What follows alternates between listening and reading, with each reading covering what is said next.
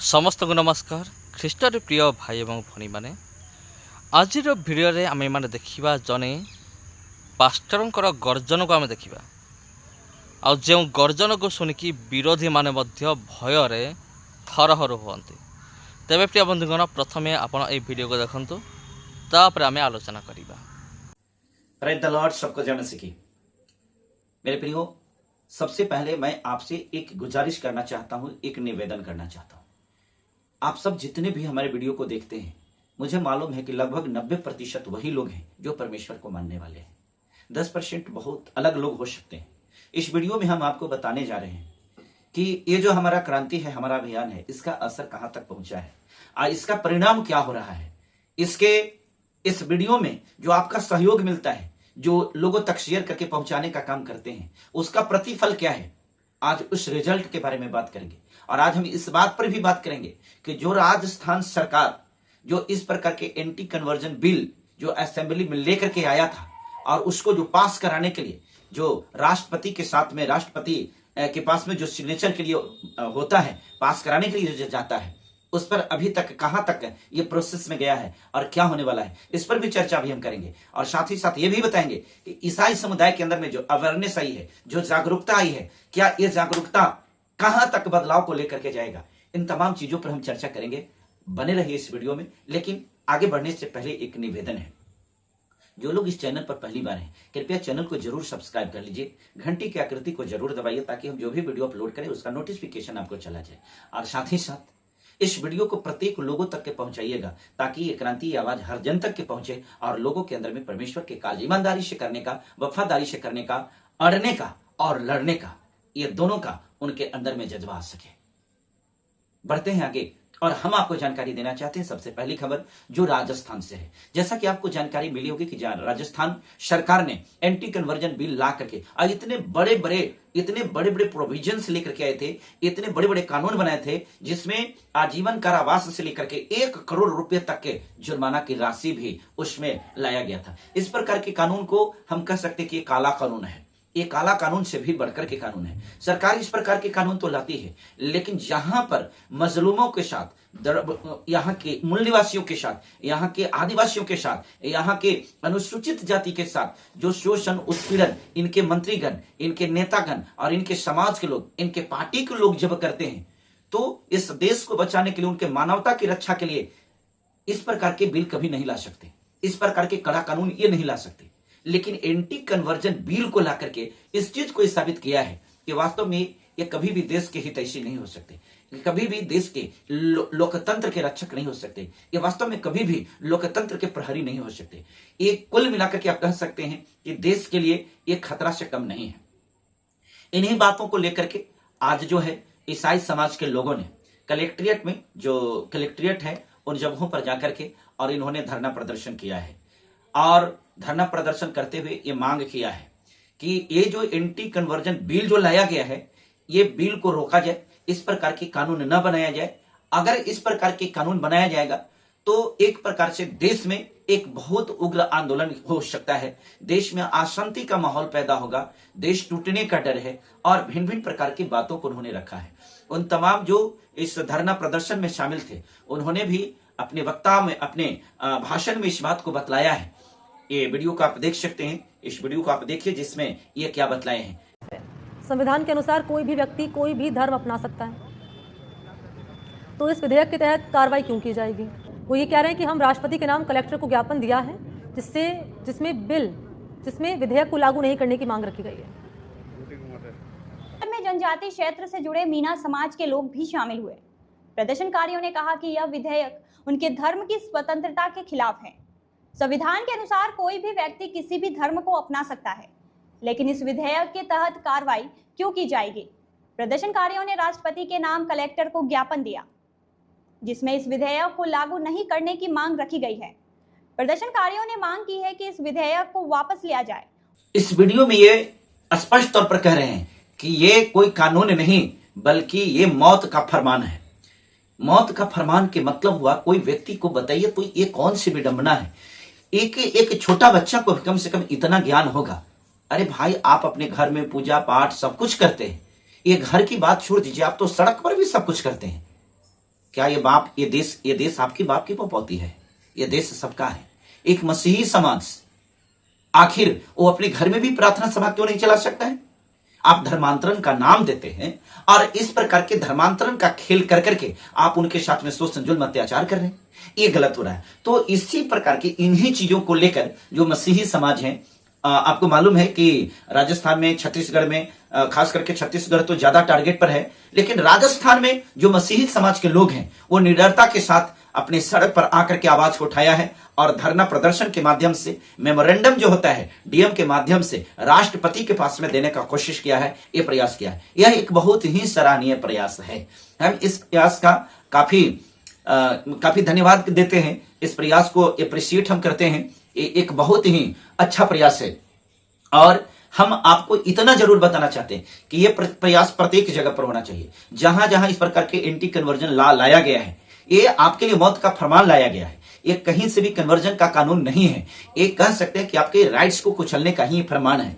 तो आपको समझने की जरूरत है, आपको जागने की जरूरत है और इस प्रकार से हर जगह पर, हर राज्य में आपको एक होना पड़ेगा, यूनाइट होना पड़ेगा और यूनाइट होकर के और आपको अपने अधिकार के लिए फाइट करना ही होगा। जब आप आगे बढ़ते हैं तो आपके साथ और भी लोग होते हैं, आपके समर्थन में आते हैं, आपको मदद करने के लिए आते हैं। परंतु जब आप ही खड़े नहीं होंगे तो फिर आपके साथ कौन होंगे? आज राजस्थान सरकार को भी मैं इस बात को पूरी होशो हवास में आकर के पूरी प्रकाश से कह सकते हैं कि एक इंसानियत के नाते इस बात को बतलाना चाहते हैं कि देखिए, ये परमेश्वर का राज्य आपको रोकने से रुकने वाला नहीं है। ये परमेश्वर का काम आपके रुकने से रोकने वाला नहीं है। आप कितने दिन का हैं? 5 साल के हैं। 5 साल के बाद आप नहीं होंगे, ये गारंटी है कि आप नहीं होंगे। प्रत्येक ईसाई समुदाय के अंदर में, प्रत्येक जो वर्ग है, प्रत्येक मुस्लिम समुदाय के अंदर में, प्रत्येक जो सिख समुदाय है, उस सबको यह बात का यह एहसास हो चला है कि आप इनके नहीं हैं, आप किसी के नहीं हो सकते। आप जो हैं सिर्फ नफरत के बीज बोने वाले हैं। और याद रखिए, यह हकीकत है, ये देश के किसी के नहीं हो सकते। आज जो हाथ उठा करके, डंडा लेकर के और आज जो चर्च में घुस करके तोड़फोड़ करने वाले जो लोग हैं, ये आप ही में से हैं। आप ही कब कम्युनिटी में से भी गए हुए हैं। इनको माइंड वॉश कर करके, हिंदू जबरन बना करके इनके हाथ में हथियार थमाया गया है और आपके ऊपर प्रहार करने वाला आप ही का बेटा, आप ही का भाई है। सचेत हो जाइए और जागरूक हो जाइए। आपको जागने की जरूरत है और आपको लोगों को जगाने की जरूरत है, जैसा कि मैं कर रहा हूं। मैं लोगों को जगाने का प्रयास कर रहा हूं। मेरे प्रियो, मैं मानता हूं कि मेरे वीडियो के द्वारा अगर थोड़ा सा भी लोगों के अंदर में ये जागरूकता आ जाए कि नहीं, ये मेरा फंडामेंटल राइट्स है, ये हमारा अधिकार है, तो फिर मैं अपने आप को धन्य समझूंगा। जो प्रयास मेरा हो रहा है, मैं एक ईमानदार कोशिश कर रहा हूं परमेश्वर को, राज्य को बढ़ाने का, परमेश्वर के काम को बढ़ाने का। बहुत सारे लोगों ने अपनी बातों में कहता है ये जो भी हो रहा है सब परमेश्वर की इच्छा से हो रही है। मैं इस बात को मानता हूं, जो भी हो सकता है उसकी इच्छा से हो सकती है। तो फिर अगर उसकी इच्छा से ही हो रही है तो फिर परमेश्वर ने तो कहा है कि तू इस दुनिया के कोने कोने में जा करके और सुसमाचार सुनाओ। तो क्या यह परमेश्वर अपनी इच्छा के अनुसार नहीं कहा है?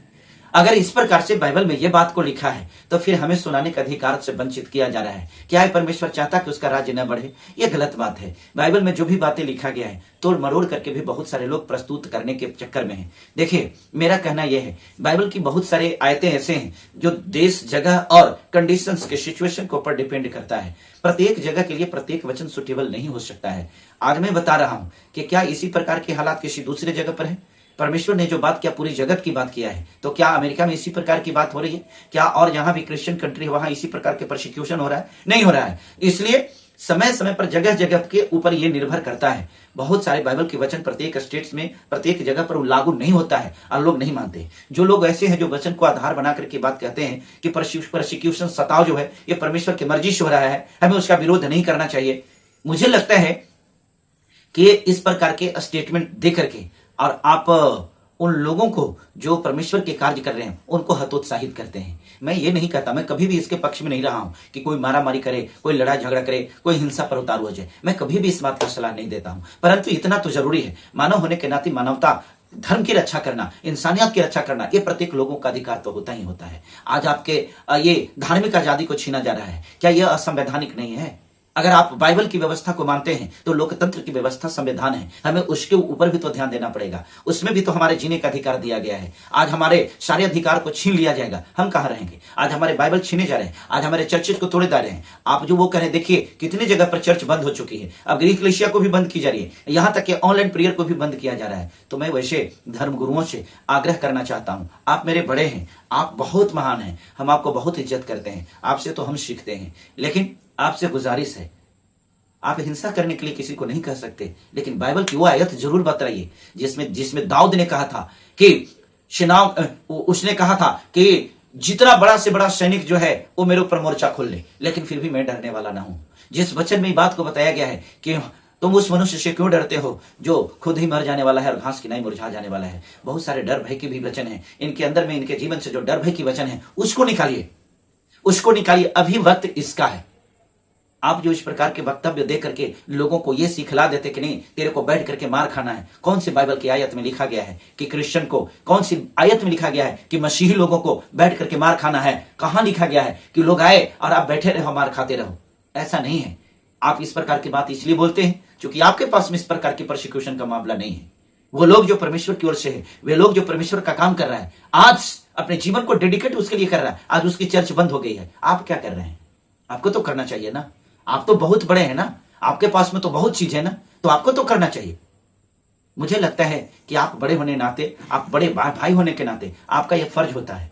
मैं बहुत छोटा पास्टर हूं, मैं एक पास्टर हूं, मैं परमेश्वर का सेवा कर रहा हूं। डंका की चोट पर मैं ठोक करके कहता हूं मैं परमेश्वर की सेवा करने वाला हूं। मेरे को कोई रोकने वाला, अगर कोई हिमाकत करेगा कि मुझे रोक ले तो यह संभव नहीं है, मेरी गर्दन कट जाएगी, लेकिन परमेश्वर का कार्य नहीं रोक सकता। मैं परमेश्वर के लिए जी रहा हूं, उसके काम के लिए जी रहा हूं, ये जीवन उसका है, हम उसके गुलाम हैं, हम उसके दास हैं। उसके काम को करने से मुझे रोक देगा कोई? ऐसा नहीं हो सकता है, मैं करके रहूंगा।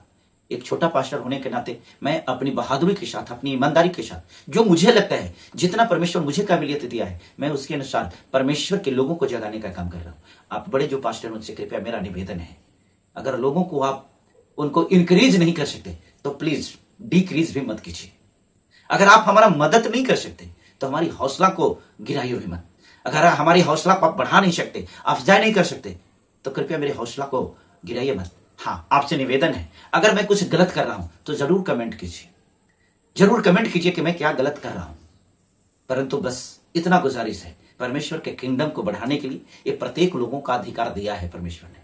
आप किस प्रकार से डिक्लेयर कर करके बाइबल की घोषणा को आप बताते हैं कि आपको अधिकार दिया गया है, आपको यह अधिकार दिया गया है कि आप शैतान को डांटो, बीमारी को डांटो। तो जब हमको यह अधिकार दिया गया है तो क्या यह अधिकार नहीं दिया गया है कि परमेश्वर के राज्य को विरोध करने वाले को हम उसको सामना करें? बाइबल में यह भी वचन लिखा हुआ है। आप प्रत्येक वचन को बताते हैं तो इस वचन से भी बताइए।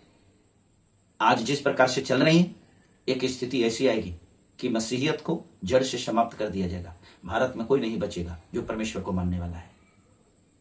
आपका तो बचा रह जाएगा, क्योंकि आपके तो बड़े चर्च हैं, आपके पास में तो इसको प्रोसिक्यूशन करने वालों को तो 100 जन्म सोचना पड़ेगा।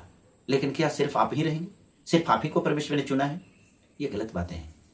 क्षमा चाहता हूं, मैं आपके ऊपर उंगली नहीं उठाना चाहता, परंतु आपके वक्तव्यों को सुनकर के मुझे ऐसा लगता है कि आपकी मदद की जरूरत लोगों को है।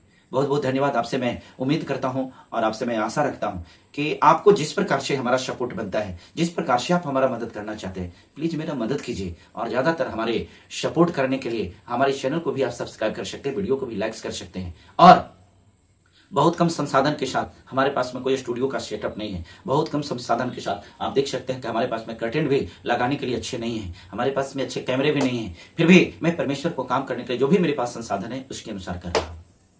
बहुत बहुत शुक्रिया, बहुत बहुत धन्यवाद। फिर मिलते हैं अगले वीडियो में, तब तक के लिए सबको प्रेज द लॉर्ड। जय मसीह। तबे ख्रीष्टर प्रिय भाई एवं भनी मैंने एठार पालक आज्ञाजनक जहाँ किसी कहले ता 100% शतकड़ा 100% सत अटे। जदि आपण जदि सामना को आसवे ना, तेबे आपण सहित कहीं ठिया हेबे ना। तेबे सर्वप्रथमे आपण को साहस देखा पड़ो, आपण को सर्वप्रथमे आगक आसवा पड़ो, तेबे जाई विरोधी मान डरिबे। तेबे ये जो पालक महाशय जनक जहाँ किसी भी कहले आ से आपण एकमत कि नहीं, आ मते कमेंट करिके आपण जनातु। धन्यवाद।